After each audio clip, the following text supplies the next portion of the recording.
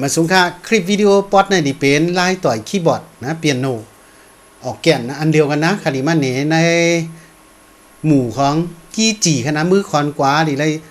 ไล่กว่ามันเป็นจังหือจังกว่ามันมีกี้สั่งหลายๆในกันนะเอามาตัวขึ้นกันนะว่ามันไล่กว่ามันเป็นจังหือมีกี้สั่งนะตัวค่ะเขาจ่าที่กี้จีนะเขาลืบตัวไล่ลืบมันนั่นตั้งว่าตัวริมีพาโซมันอยู่ที่ละเนี่ยเขามาตัวค่ะกี้จีก็จ่าจีนะ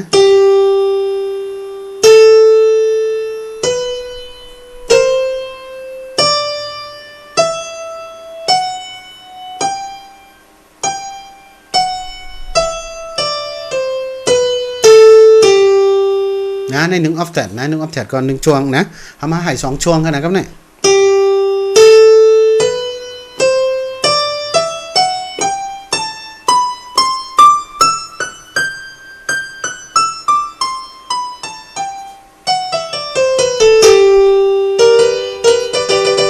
นะนี่เป็น2 octave นะ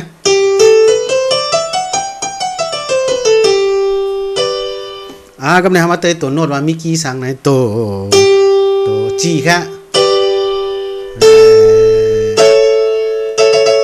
มี4ค่ะ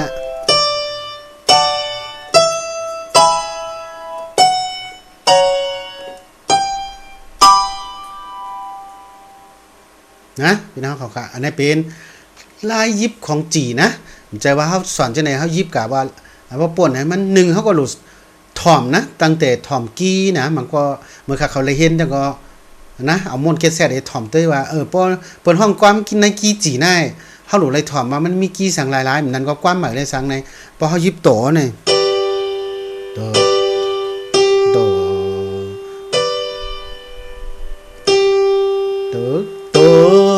เรมีเรโตทีโตมีโซลาโซมีเรโตลาโดอาจจะแล้วหลุดต้องเมียนๆนะสั่งเขาแต่งอินมาเขาแต้มโน้ตมาเนาะเขาแต้มโน้ตมานั่นก็เขาหลุดเลยถ่อมความถ่อมกี้มันมานั่นก็ความที่เขาเลยถ่อมได้สั่งในเพราะเปิดมาห้องปันเฮาในเสียงมีเอามันดีกว่าจังหือเสียงฟ้าเนี่ยดิเป็นกี้แล้วเนี่ยเขาหลุดเพราะเขาถ่อมเมียนในมันดีศักษาเลยเพิ่นนะจะไหนสั่งเขาถ่อมเมียนในเขาให้ก็เพราะเปิ้นเสียงลาเขาทำกับลงเสียงโซนะเพราะเสียงโซเขาทำกับลงเสียงฝ่ากันเช่นไหนในกองเช่นไหนเขาถ่อมเมียนนะเหมือนกินโนดอะไรสั่งเช่นไหนเขาหลุดอะไรเฮียนเอาหลุดอะไรเรียบเฮียนเนี่ยก็ถ่อมน้ำกันนะอันเนกันก็อันเข้าใจเนี่ยก็มันก็ง่ายนะยังมันอยู่ที่การซ่อมนะลองไปมอนแต่ก่อน1ปึงตายที่เต้มันอยู่ที่การซ่อมนะเพราะเตยกำก็ป่องใจเพราะลาดกำก็ป่องใจแต่กาจัวเฮาดีเฮ็ดไรนะกาจัวเฮาดีเฮ็ดไรในเฮาหลุดอะไรเกี้ยงนะเกี้ยงน้ำกันนะตีเลยตีอันนั้นกันนะกีตาร์เลยสังเนาะเพราะว่าคีย์บอร์ดได้เลยสังแล้วก็โหลดแก้งก็ถ่อมจนป้อมือแล้วก็เฮ็ดตัวเหมือนความเหมือนจึงว่าเปิ้นห้องมาเลยสังในเฮาโหลดได้ถ่อมตัวพอถ่อมมาเพราะเสียงโตเฮาจ้างกี้มน่ะโตมีฟาเฮาโหลดได้ถ่อมนะว่าจังไหนเพราะเฮาถ่อมเนี่ยแล้วก็เฮาทุกโน้ตได้สังเนาะเป็นแต่จานโน้ตใหม่ๆเฮาโหลดทอนเลยถ่อมล็อกมันนั่นตั้งนะถ่อมล็อกมันนั้นพอเขาถ่อมล็อกเหรียญแล้วก็เขาหลุดเลยถ่อมตัวโน้ตมันนั่นนะสมมติจังไหนน่ะโตเรมีนะมีโซลาโซมีโซเรโซทีลาโซลาโซมีเรโด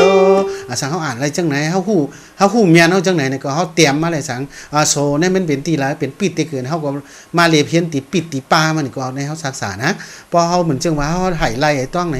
มันหลุดเลยเป็นกล้าข้างง่ายมันนั่นน่ะนะในเปิงตายกำเดียวนะแต่จ้ามันพอให้ความละแฮปปี้ว่าลอกว่าเป็นอย่างในใจเปิงตายในไม่เป็น